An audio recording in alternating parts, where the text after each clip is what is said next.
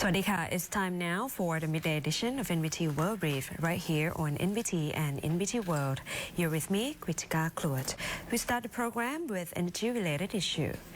During the policy statement, the Deputy Prime Minister and Finance Minister has reassured the public that he will keep energy prices under control while preparing targeted relief for those hardest hit by rising costs. Deputy Prime Minister and Finance Minister Niti Tan Prapat told Parliament the government is closely monitoring economic risks stemming from ongoing tensions in the Middle East, which have driven volatility in global energy prices. He said in the short term, the oil fuel fund will remain the main tool to stabilize domestic energy prices. However, excise taxes cannot be fully reduced as they are needed to fund public health care and essential services. A special cabinet meeting this weekend is set to consider targeted relief measures for directly affected groups, including the transport sector, low-income households, vulnerable populations, fishermen and farmers, aimed at easing cost of living pressures. Deputy Prime Minister and Finance Minister Niti warned that oil prices are unlikely to return to low levels within the next 1 to 2 years due to damage to energy infrastructure in conflict zones. He stressed the need to accelerate economic restructuring by promoting alternative energy such as solar power, ethanol, and biodiesel to reduce reliance on oil.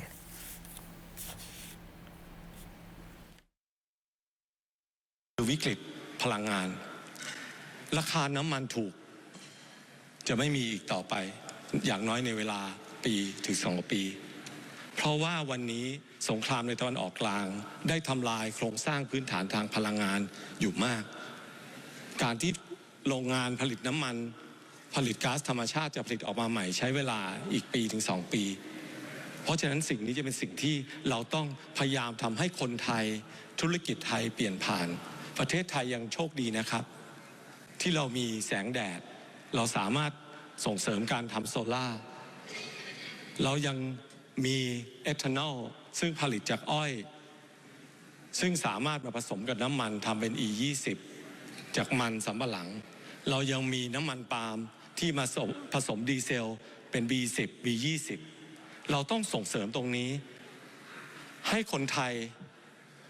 ได้มีโอกาสใช้พลังงานสะอาดพลังงานชีวมวลและก็พลังงานทดแทนเหล่านี้แล้วมันจะส่งผลให้เกษตรกรไทยรายได้ดีขึ้นด้วย The government also aims to prevent the situation from escalating into a crisis similar to 1997, balancing short-term relief with long-term economic resilience. The Commerce Minister has acknowledged Thailand is facing a complex, multidimensional crisis and outlined urgent measures to ease the cost of living and safeguard essential supplies. Deputy Prime Minister and Commerce Minister Supati Suthamphan told Parliament Thailand is grappling with overlapping challenges from geopolitical tensions and global economic uncertainty to climate change and technological disruption. She outlined 3 urgent priorities: easing the cost of living, regulating prices and preventing shortages, and upgrading agricultural products. New relief measures will be proposed to the Cabinet following the policy statement aligned with broader programs such as state welfare cards and stimulus schemes. On price controls, the Deputy Prime Minister and Commerce Minister Supati said Thailand currently regulates around 59 essential goods under the Price of Goods and Services Act, using tools such as price approval, advanced notification, and stock reporting to balance producers and consumers. On palm oil, she confirmed exports are not banned but require approval to manage domestic supply, particularly for biodiesel production. Prices for palm fruit are expected to improve from last year. Fertilizer remains a concern, especially urea, which relies heavily on imports affected by logistics disruptions. However, overall supply remains manageable. She added that no producers have requested price increases so far. The government is also supporting farmers through co-payment fertilizer programs and subsidies to reduce production costs. Deputy Prime Minister and Commerce Minister Suphaji stressed that addressing the crisis requires cooperation from all sectors to restore public confidence.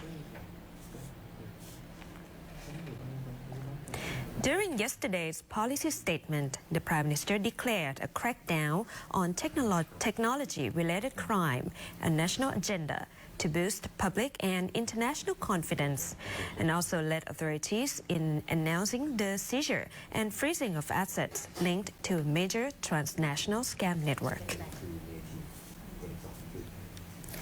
Prime Minister and Interior Minister Anutin Chanvirakul led a multi-agency briefing announcing the seizure and freezing of assets linked to a major transnational scam network.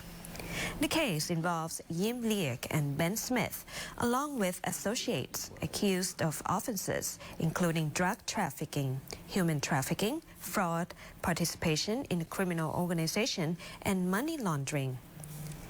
The Anti-Money Laundering Office has ordered the seizure of an additional 34 assets worth over 8.2 billion baht, bringing the total to 102 items valued at more than 20.3 billion baht. Anutin said the scale of seized assets reflects the severe impact of such crimes on the economy and victims, reaffirming the government's full support for enforcement agencies. He stressed that scam networks are complex and often linked to influential figures, but authorities will strictly follow a focus on actions, not names approach, with no exceptions. ป้องกันและปราบปรามการกระทำที่ผิดกฎหมายโดยใช้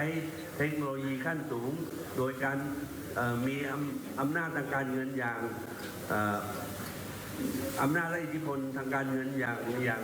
ประมาณค่าไม่ได้เนี่ยสิ่งเหล่านี้ก็ไม่อยู่เหนือความสามารถของเจ้าหน้าที่บ้านเมืองของเราที่ล้วนแล้วแต่มีความมุ่งมั่นทุ่มเทเสียสละนะครับในการนี้ผมในฐานะของหัวหน้ารัฐบาลและในนามของพี่น้องประชาชนชาวไทยด้วยนะครับผมต้องขอชื่นชมนะครับในความสามารถในความทุ่มเทเสียสละด้วยต่อหน่วยงานทั้งหมดที่เกี่ยวข้องตลอดจนเจ้าหน้าที่ทุกท่านที่ได้ตั้งใจทำคดีนี้จนเป็นที่มาของการยึดทรัพย์การแถลงข่าวยึดและอายัดทรัพย์สินในวันนี้